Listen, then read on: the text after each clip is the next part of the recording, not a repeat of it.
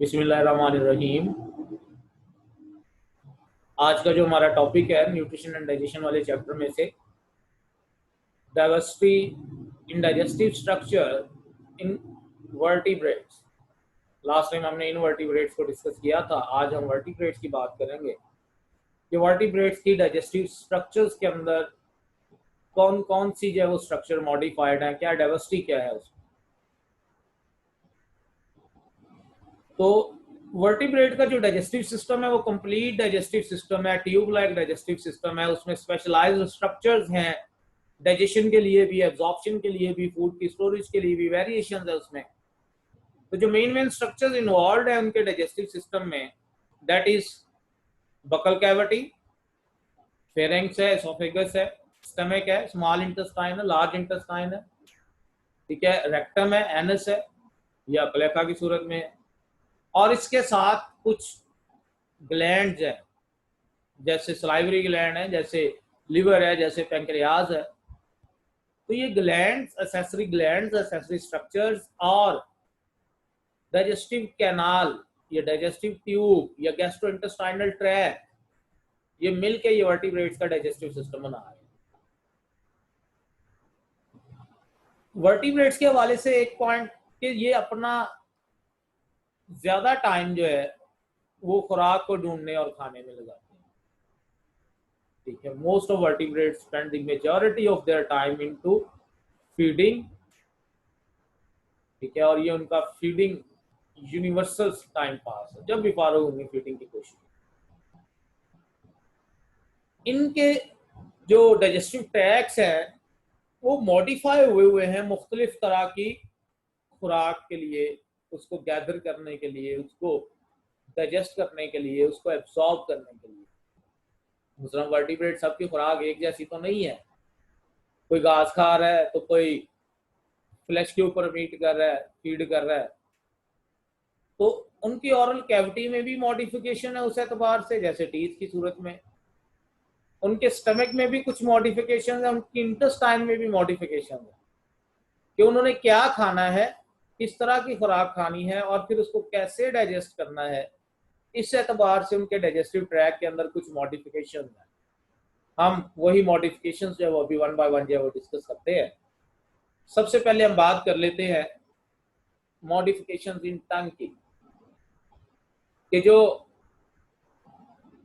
Vertebrates हैं उनकी ऑरल cavity में टंग मौजूद है, जो एक मस्कुलर ऑर्गन है मेनली। तो टंग या टंग लाइक स्ट्रक्चर की प्रेजेंस है ऑरल कैविटी के फ्लोर पे बहुत सारे वर्टिब्रेट्स।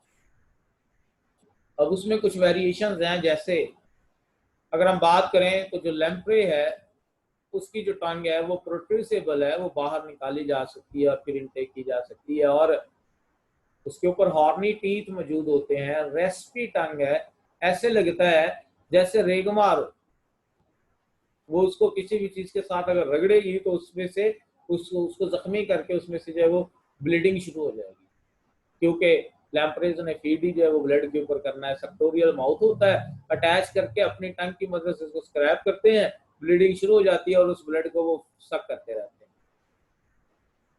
ठीक है। तो ये जो फिशेज हैं इनके टंग के ऊपर टीथ हो सकते हैं जो कि प्रे को होल्ड करने में मदद देते हैं, लेकिन इस तरह की जो टंग है वो इतनी मस्कुलर नहीं होगी। जो टेट्रापोड है उनकी जो टंग है वो मोबाइल टंग है, खुराक को गैदर करने में, इकट्ठा करने में, उसको लपेटने में, उसको खाने में उसका जो रोल है। फ्रॉग और सैलेमेंडर और कुछ लिजर्ड बड़ी तेजी से अपनी टंग को बाहर जो है वो प्रोजेक्ट करती है और उसके साथ इंसेक्ट्स को अटैच करके रोल करके उसको खा जाती है। जो वुड पैकर है उसकी जो टंग है वो स्पाइनी है और वो भी इंसेक्ट्स वगैरह को जो है वो गैदर करता है और उसको खा जाता है। जो मैमल्स आंट ईटर्स हैं जैसे स्पाइनी आंट ईटर वगैरह, तो उनकी जो टंग है वो ज्यादा लॉन्ग और स्टिकी है, वो खुराक के साथ यानी कि इंसेक्ट्स को अपने साथ अटैच करवा सकती है, ठीक है। जो कैट्स हैं उनकी टंग के ऊपर स्पाइनी पेपलीज मौजूद होते हैं, ठीक है, और कुछ दूसरे कार्निवोर्स के ऊपर भी। और ये क्या करते हैं, ये बोन के ऊपर से गोश्त को उतारने में मदद देते हैं। ठीक है, ये कार्निवोर्स और कैट्स के अंदर ये चीज है। तो इसका मतलब है मॉडिफिकेशन है टंग के अंदर। ये डायग्राम आपके सामने है, ये डायग्राम देखें आप। इसमें पहली डायग्राम है, ये एक लेम्प्रे की है, और इसमें देखें किस तरह से वो हॉर्नी टीथ मौजूद है, सेक्टोरियल माउथ है, उसकी मदद से ये अपने टंग की मदद से अटैच करके उसको स्क्रैप कर सकती है जिल्द को। ये जो डायग्राम है आपके सामने, ये एक फिश की जो है वो टंग है। ये आपके सामने कैमलियन दिखाया गया है, एक रेप्टाइल है जो किस तरह से अपनी टंग को इतना लेंथी करके अपने से दूर इंसेक्ट को भी खा रहा है। ठीक है, वुड पैकर की जो है वो टंग, वो बार्क में से इंसेक्ट्स को एक्सट्रैक्ट कर सकती है। ये मॉडिफिकेशन है टंग के अंदर। ऐसे ही टीथ में भी मॉडिफिकेशन है। ठीक है, टीथ में भी मॉडिफिकेशन है। बर्ड्स ये एक्सेप्शन है, इनमें टीथ नहीं है। बाकी टर्टल्स है, बलीन वेल्स है, मोस्ट ऑफ वर्टिब्रेट्स है, उनके पास टीथ मौजूद है। बर्ड्स के पास टीथ नहीं है, और इसकी रीजन यही है कि इन्होंने अपना वेट लॉस करना होता है। टीथ भी नेचर ऑफ फूड के ऊपर डिपेंड करते हैं, स्पेशलाइज्ड है। जैसे अगर हम बात करें, जो स्नेक के जो टीथ हैं वो बैकवर्ड स्लोप हुए हुए हैं, ताकि वो स्वेलिंग कर सके प्रे की आसानी से, और प्रे बाहर ना निकल सके। जो वॉल्स है उनके कैनाइन टीथ, वो इस तरह से स्पेशलाइज्ड है कि वो खुराक को तेजी से काट सकते हैं, चीर सकते हैं, रिपिंग ऑफ फूड के लिए है वो। जो हर्बीवोर्स हैं जैसे डियर वगैरह, उनके जो टीथ ऐसे हैं कि वो ग्रास को कट कर सकते हैं और उसके बाद ग्राइंड कर सकते हैं। प्री मोलर और मोलर बड़े प्रोमिनेंट हैं, और फिर फ्रंट टीथ उनकी आसानी से वो ब्रांचेस, कोई ट्रीज की ब्रांचेस की चीजलिंग के लिए, उसके पत्ते तोड़ने के लिए इसको जो है वो इस्तेमाल किया जाता है। बीवर के जो है वो टीथ। एलिफेंट के जो टीथ है, ठीक है, उनमें से जो अपर है, उनमें से दो मॉडिफाई हो गए हुए हैं स्पेशल वेपन्स के तौर पर। ठीक है, स्पेशल वेपन्स के तौर पर। तो इस तरह से ये ऑफेंस ऑफ डिफेंस में ये टीथ इस्तेमाल हो रहे हैं एलिफेंट के। ह्यूमन, पिग, बियर, ड्रैकन और कुछ दूसरे मैमल्स जो ओमनिवोर हैं, उनके अंदर टीथ की वैरायटी है, और वो वैरायटी ऑफ फंक्शनिंग करवा रहे हैं, जैसे टीयरिंग है, रीपिंग है, चीजलिंग है, ग्राइंडिंग है। तो ये आपके सामने डायग्राम में स्नेक के टीथ, उनकी डायरेक्शन ऑब्जर्व कीजिएगा। वॉल्फ के जो है वो टीथ, ये दो सामने। डियर के टीथ और उसके दरमियान में ये डायास्टीमा, और ये ग्राइंडिंग के लिए, और ये सामने वाले दो दांत ग्रास को काटने के लिए। ठीक है, बिवियर के टीथ ये भी काटने के लिए जो है वो ब्रांचेस को, और फिर बाकी ग्राइंडिंग के लिए। एलिफेंट के टीथ, और एलिफेंट के जो टीथ है वो इसमें दो मॉडिफाई हो चुके हुए हैं in the form of tusk, और ये जो है वो ऑफेंस और डिफेंस के लिए। और फिर ह्यूमन के टीथ, उसमें भी वैरायटी है, कैनाइंस भी हैं, इंसाइजर्स भी हैं, प्री मोलर और मोलर भी हैं। ठीक है, तो वेरिएंट है, ये भी वेरिएशन है वर्टिब्रेट। फिर सलाइवरी ग्लैंड ओरल कैविटी में, मोस्ट ऑफ फिशेज उनके अंदर सलाइवरी ग्लैंड जो है नहीं है। लैम्प्रे एक्सेप्शन है, उसके पास पेयर ऑफ सलाइवरी ग्लैंड जो है वो मौजूद है, और उसका काम एंटी कोएगुलेंट प्रोड्यूस करना है, ताकि जो ब्लड है वो फीड उसके ऊपर आसानी से कर सके। तो लैम्प्रे के पास मौजूद है, लेकिन फिशेस के पास सलाइवरी ग्लैंड नहीं है। कुछ स्नेक्स के अंदर ये सलाइवरी ग्लैंड मॉडिफाई हो चुका हुआ है इनटू वेनोमस ग्लैंड, और ये फैंक्स के थ्रू, जो सामने वाले जो है वो दो दांत इसमें मॉडिफाई हुए हुए हैं, ठीक है, उनके थ्रू ये क्या करता है, ये वेनम को एंटर करता है। तो ये वेनोमस ग्लैंड, ये भी मॉडिफाइड सलाइवरी ग्लैंड है स्नेक।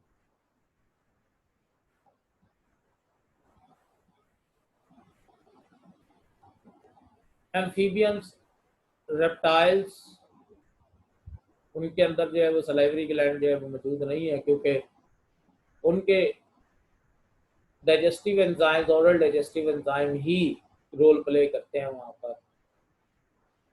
बर्ड्स के वाले से भी अगर हम बात करें तो ज़्यादातर बर्ड्स के सलाइवरी ग्लैंड जो है वो नहीं है, लेकिन ऑलमोस्ट तमाम मैमल्स के जो है वो सलाइवरी ग्लैंड है। उसके बाद एसोफेगस है, एसोफेगस शॉर्ट है फिशेज और एम्फीबियंस। फिशेज और एम्फीबियंस के अंदर जो एसोफेगस की लेंथ है, ठीक है, दैट इज शॉर्ट, ठीक है। लेकिन जिनकी नेक लॉन्ग है, जैसे एमनियॉट्स हैं, तो उनके अंदर एसोफेगस भी लॉन्ग है। ग्रेन एंड सीड ईटिंग जो बर्ड्स हैं उनके पास क्रॉप भी मौजूद है, जो बेसिकली एसोफेगस के लोअर एंड पे मॉडिफिकेशन है, जिसका काम जो है वो खुराक को स्टोर करना है, ठीक है, और उसको फिर स्टमक के अंदर थोड़ा थोड़ा करके बेचते जाना है। तो बर्ड्स के अंदर ये जो क्रॉप की प्रेजेंस है वो इनको मुसलसल फीडिंग से बचाती है। एक दफ़ा खाएंगे, अपनी जो है वो क्रॉप के अंदर भर लेंगे, और इस तरह से क्या होगा, उनका जो रिस्क है फीडिंग के दौरान प्रेडेटर का वो भी कम हो जाएगा, और ये फीडिंग में अपना टाइम भी ज़ाया ज़्यादा नहीं करेंगे, मेटाबॉलिक रेट इनका मेंटेन रहेगा। स्टमक के अंदर भी मॉडिफिकेशन है। स्टमक जो है, जो एंसेस्ट्रल वर्टिब्रेट स्ट्रक्चर है, इसका बेसिकली काम क्या था कि लार्जर ऑर्गेनिज्म के अंदर स्टोरेज ऑफ फूड करवाना, ठीक है। जो बड़े बड़े एनिमल्स हैं जिनको ज्यादा खुराक की जरूरत है, बजाय इसके कि वो बार बार फीड करते रहे, वो एक ही दफा शिकार करे और खुराक को जो है वो अपने अंदर स्टोर करे। तो कुछ जोलॉजिस्ट ख्याल करते हैं कि जो गैस्ट्रिक ग्लैंड्स हैं और उनकी जो प्रोडक्शन है खासतौर पर HCl की, ठीक है, ये स्टमक के अंदर ये किस लिए बनी है, to kill the bacteria and to preserve the food in stomach, ताकि वो खुराक ज्यादा देर तक स्टमक में रहे। तो इसी तरह से एंजाइम पेप्सिनोजन वो भी बाद में इवॉल्व हुआ, और इसने क्या किया कि स्टमक के अंदर डाइजेशन का जो वो प्रोसेस है वो स्टार्ट करवाया, जो कंप्लीट नहीं है, पार्शल।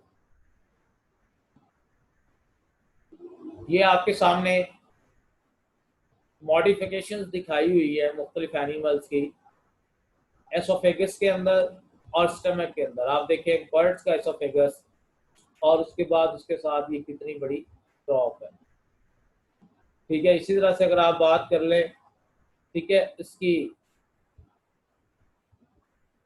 एक लंग फिश की, तो उसके एसोफेगस जो है वो बहुत ही शॉर्ट सा है। एक टिलियोस फिश की बात कर ले तो उसका एसोफेगस वो थोड़ा सा इलांगेटेड है, लेकिन वो भी शॉर्ट है।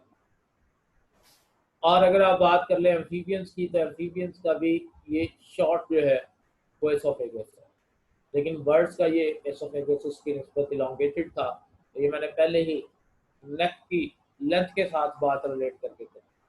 ऐसी स्टमक के अंदर मॉडिफिकेशन ये भी आपको जो है वो नजर आ रही है।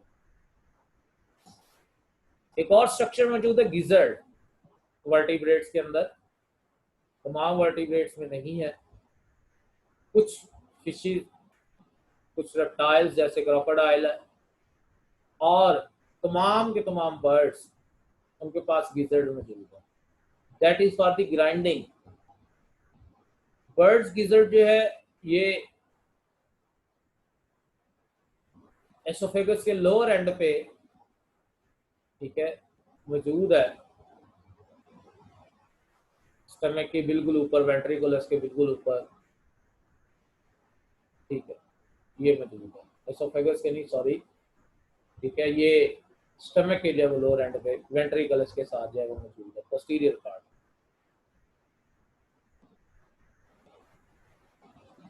जो बर्ड्स हैं अक्सर उनको आपने देखा होगा, वो दाना चुगते हुए वो कुछ ग्रेन्स भी, कुछ स्टोन्स भी, कुछ ग्रिट्स भी, छोटे छोटे जो वो टुकड़े स्टोन्स के वो भी खा जाते हैं, और ये उनके अंदर मदद देते हैं ग्राइंडिंग करने में, ठीक है। तो ग्राइंडिंग करने में जो ग्रेन ईटिंग बर्ड्स हैं वो जो है वो पेबल्स को साथ में जो है वो स्वेलो कर जाते हैं, ताकि वो जो है वो छोटे छोटे जो पत्थर है वो उनकी गिजर्ड के अंदर ग्राइंडिंग में जो है वो मदद दें। ये डायग्राम में आपको नजर आ रही होगी, ठीक है। गिजर्ड, ठीक है, ये स्ट्रक्चर स्टमक के जो है वो साथ जो है ये वाली जो स्ट्रक्चर है ये कहीं रहे आगे नीचे। एक और स्ट्रक्चर जो है वो मौजूद है रीमन। मैमल्स के अंदर ये बहुत इंपॉर्टेंट है। रीमिनेंट मैमल्स, ऐसे मैमल्स जो ज्यादातर जो है वो रिमिनेशन करते रहते हैं, अपने कट को च्यू करते रहते हैं। आपने अक्सर देखा होगा गाय भैंसों को, ठीक है, भेड़ बकरियों को हम कॉमनली कहते हैं जी कि जुगाली कर रहे हैं, असल में वो रिमिनेशन कर रहे हैं। तो जो रिमिनेंट मैमल्स है दे च्यू देयर कट, काऊ है, शीप है, डियर है। ये जो मेथड है ना डाइजेशन का, ये एनिमल्स को सेफ बनाता है। एनिमल्स जो है वो जल्दी जल्दी ज्यादा अमाउंट में खुराक को खा लेते हैं, प्रीडेटर के डर से जल्दी जल्दी खाते हैं, और फिर आराम से किसी सेफ लोकेशन पे बैठ के, सेफ जगह पर बैठ के उस खाई हुई खुराक को दोबारा मुंह में ला के उसको अच्छी तरह से ग्राइंड करके उसको फिर लेके जाते हैं। ठीक है, तो इसका मतलब है कि ये बेसिकली मॉडिफिकेशन है प्रीडेटर के इफेक्ट से बचने के लिए। ठीक है, जो रिमिनेंट का स्टमक है ये बहुत इंपॉर्टेंट है। ठीक है, large number of micro organism इसके अंदर जो मौजूद है जो कि सेलुलोज की डाइजेशन में मदद देते हैं। सेलुलोज के अंदर जो वो एनर्जी मौजूद है, ठीक है, जो बहुत सारे एनिमल्स हैं उनके अंदर एबिलिटी नहीं होती कि वो सेलुलोज एंजाइम प्रोड्यूस कर सके और इस सेलुलोज को डाइजेस्ट कर सके, लिहाजा माइक्रो ऑर्गेनिज्म की मदद लेते हुए इस सेलुलोज की डाइजेशन करवाई जाती है। ठीक है, सेलुलोज की डाइजेशन करवाई जाती है सेलुलोज एंजाइम प्रोड्यूस कर। तो माइक्रो ऑर्गेनिज्म जो है वो सेलुलोज एंजाइम प्रोड्यूस कर सकते हैं, तो हर्बीवोर्स के अंदर जो है वो माइक्रो ऑर्गेनिज्म का फिर बहुत इंपॉर्टेंट रोल है। जो रिमिनेंट्स हैं इनके स्टमक के 4 पोर्शन होते हैं। अपर पोर्शन जो स्टमक का है वो एक्सपैंड हुआ हुआ है, ठीक है, लार्ज पाउच बनाता है जिसको हम नाम देते हैं ल्यूमन का, और साथ में जो है एक छोटा सा पोर्शन रेटिकल। और जो लोअर पोर्शन है स्टमक का उसमें अगर हम बात करें तो एक छोटा सा चैम्बर जो है वो मौजूद है, दैट इज ओमेसम। और जो ट्रू स्टमक है दैट इज द एबोमेसम। ये 4 पोर्शन है, आप देख लें यहाँ पर। ठीक है, ये आपके पास पहला पोर्शन जो बड़ा पोर्शन है, ठीक है, ये खुराक एसोफेगस से आ रही है, तो सबसे पहला पोर्शन ये र्यूमन है। खुराक अच्छी तरह से इसमें भर ली जाएगी, ज्यादा से ज्यादा ये खा ले। ठीक है, उसके बाद दूसरा जो पोर्शन है दैट इज रेटिकुलम। तीसरा जो पोर्शन है दैट इज ओमेसम। और जो चौथा पोर्शन है दैट इज एबोमेसम। ठीक है, ये एबोमेसम है, ये ट्रू स्टमक है, ये एबोमेसम है।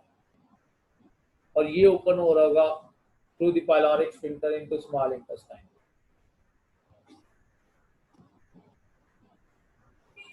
तो यहां पर अगर हम बात करें जो माइक्रो ऑर्गेनिज्म है, सबसे पहले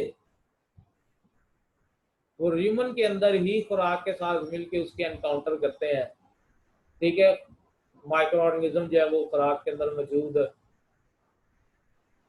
जो सेलुलोज है उसकी डाइजेशन के लिए जरूरी है।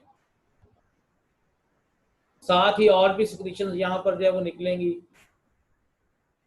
चर्निंग होगी ह्यूमन में, और ये माइक्रो ऑर्गेनिज्म पार्शली ये डाइजेस्ट करते हैं फूड को और उसको पल्पी मास में चेंज करते हैं।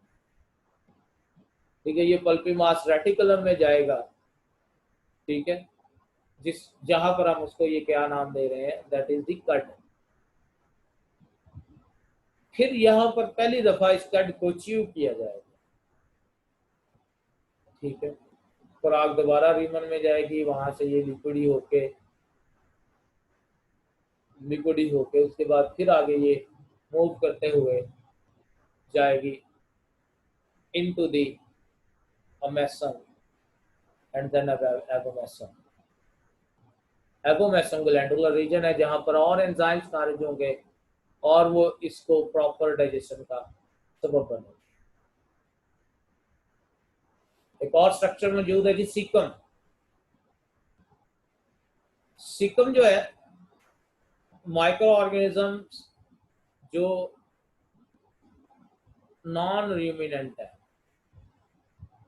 सॉरी जो हर्बीवोर्स नॉन र्यूमिनेंट, उनके अंदर माइक्रो ऑर्गेनिजम्स को इनहेबिट करने के लिए एक स्ट्रक्चर मौजूद है, that is the caecum. Rabbit है, हॉर्स है, रैट्स है, ये भी सेलुलोज को डाइजेस्ट कर सकते हैं और इनके अंदर ये माइक्रो ऑर्गेनिज्म मौजूद है कि इसमें सीकम में जो कि ब्लाइंड सी पाउच है कोलॉन के लोअर एंड से एक्सटेंड होते हुए, ये सीकम नॉन र्यूमिनेंट हर्बीवोर्स में मौजूद है और है इसमें क्या माइक्रो ऑर्गेनिज्म मौजूद है जो क्या कर रहे हैं बेसिकली डाइजेशन का सबब बन रहे हैं। ठीक है, और इसके अलावा जो है इसमें अगर हम बात करें तो कुछ नेसेसरी सब्सटेंसेस भी प्रोवाइड करते हैं जैसे विटामिन वगैरह। ये आपको नजर आ रही होगी यहाँ पर इलियम ओपन हो रही है कोलॉन में और कोलॉन की ये जो ब्लाइंड पाउच है सीकम, उस सीकम से देख लें कितनी बड़ी ये सीकम की लेंथ है रैबिट के और उस सीकम के साथ ये अपेंडिक्स भी मौजूद है। ठीक है, तो सीकम ये इनहेबिट कर रही है बहुत ज्यादा माइक्रो ऑर्गेनिज्म को, वही काम जो कि पीछे रीमन का था हर्बीवोर्स के अंदर जो र्यूमिनेंट हर्बीवोर्स है, तो नॉन र्यूमिनेंट हर्बीवोर्स के अंदर ये काम जो है वो किसका है, ये बेसिकली माइक्रो ऑर्गेनिज्म को इनहेबिट करना, ये सीकम का काम। इसके अलावा और भी मॉडिफिकेशंस हैं जैसे लिवर है, गॉल ब्लैडर है, लिवर बाइल प्रोड्यूस करता है, गॉल ब्लैडर में स्टोर हो जाती है। बाइल क्या है, एक वाटरी फ्लूइड है जिसमें साल्ट्स और पिगमेंट्स है। साल्ट्स जो है ये बेसिकली मल्सिफिकेशन का सबब बनते हैं, इनमें कोई डाइजेस्टिव एंजाइम नहीं है बाइल में। ठीक है, ये मल्सीफाई करते हैं फैट को, इसको स्मॉल ग्लोब्यूल्स में जो है वो चेंज करते हैं और फिर फैट डाइजेस्टिंग एंजाइम उन ग्लोब्यूल्स के ऊपर अफेक्ट करते हैं। बाइल पिगमेंट जो है ये phagocytosis of red blood cell से बनती है स्प्लीन और लिवर रेड बोन मैरो में, वहां पर जो है वो बिलिरुबिन बनेगी हीमोग्लोबिन की ब्रेकडाउन से और वो जो बिलिरुबिन है वो बाइल पिगमेंट जो है वो बनाएगी। हीमोग्लोबिन की जो है वो फैगोसाइटोसिस से आयरन रिलीज होगा और जो बाकी मॉलिक्यूल है वो पिगमेंट में चेंज हो जाएगा बिलिरुबिन में, जो कि सर्कुलेशन में एंटर हो जाएगा। इस पिगमेंट को एक्सट्रैक्ट किया जाएगा सर्कुलेशन से, ठीक है, लिवर में, और लिवर जो है वो क्या करेगा, इसको बाइल में जो है वो कन्वर्ट करेगा।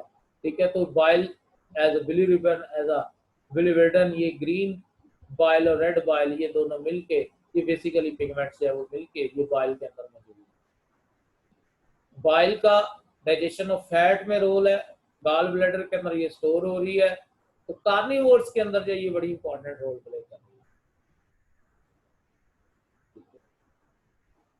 Bloodsuckers such as lampreys, animal that feed on primary on plant food, जैसे कुछ टीरियोस्ट हैं, बहुत सारे बर्ड्स हैं, रैट्स हैं, उनमें ये बहुत ही रिड्यूस है, ये में एब्सेंट।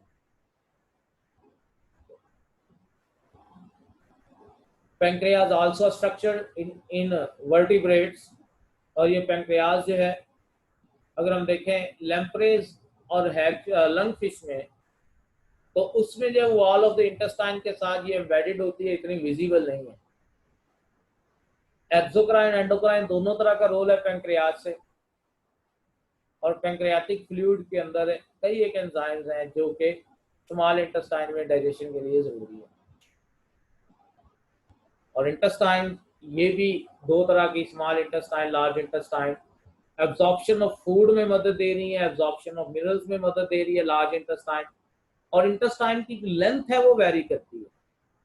ठीक है, इसकी लेंथ वेरी करती है, कोई type of food, body size, levels of activity की बेस के ऊपर। जैसे हम साइक्लोस्टोन्स और कॉन्ट्रिक फिशेज की बात करें, कुछ बोनी फिशेज की बात करें, उसमें ये शॉर्ट्स हैं।